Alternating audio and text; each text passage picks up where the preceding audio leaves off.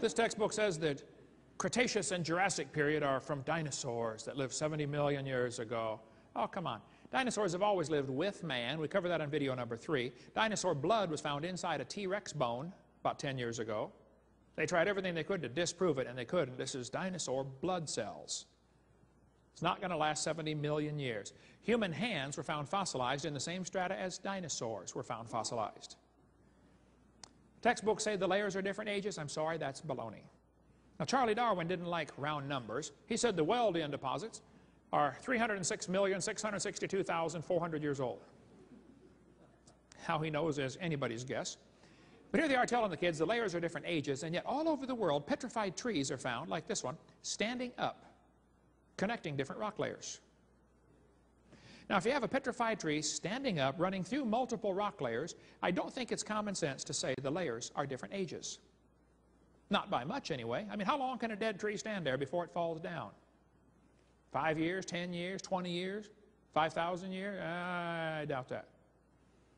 And yet, petrified trees in they're called polystratofossils, going through multiple layers. They're very common.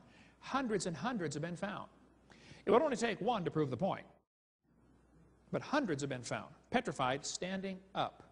In central Alabama, there's a large coal mine where they found all kinds of petrified trees standing up. Now, the kids have been taught for years that those 2 layers of coal, called the Mary Lee and the Blue Creek Formation, are different ages by millions of years. And yet, when you get all the fossils together, they label them sample A, B, C, D, E, F, G, H. You can put it together and figure out and prove positively the Mary Lee and the Blue Creek had to form within a few weeks or months of each other. That's exactly what you'd get in a flood. We cover more on that on video number 6 about the flood, what caused the coal seams during the flood.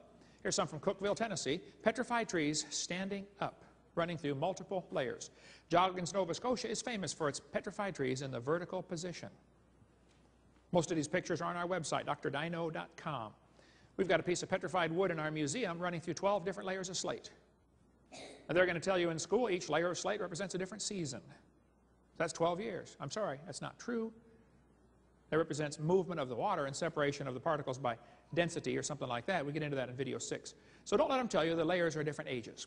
Sometimes trees are found petrified upside down, running through multiple rock layers.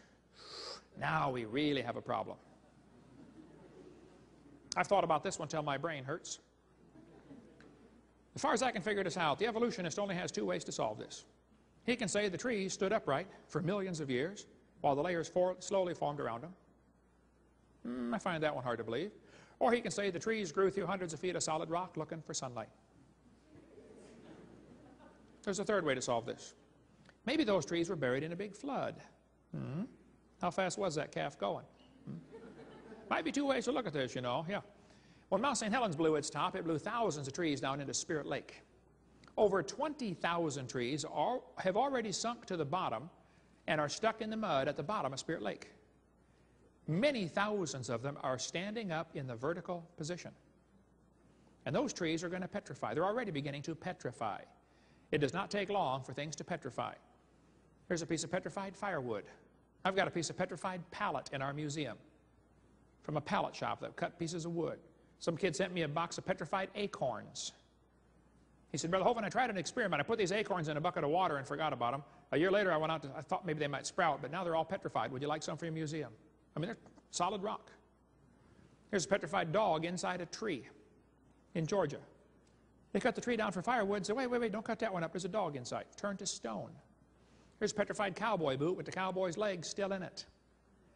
The boot was made in the 1950s. Here's a petrified fish giving birth. Petrified hat from New Zealand. Here's a petrified pickle in our museum. I'm not kidding. The guy sent it to me. He said, Brother Hovind, we found this old house in Montana. The roof was gone. House had been empty for at least 30 years. We went down the basement. There's a bunch of jars of pickles, a pantry. But the lid to one of the jars rusted off, and inside the pickle turned to stone.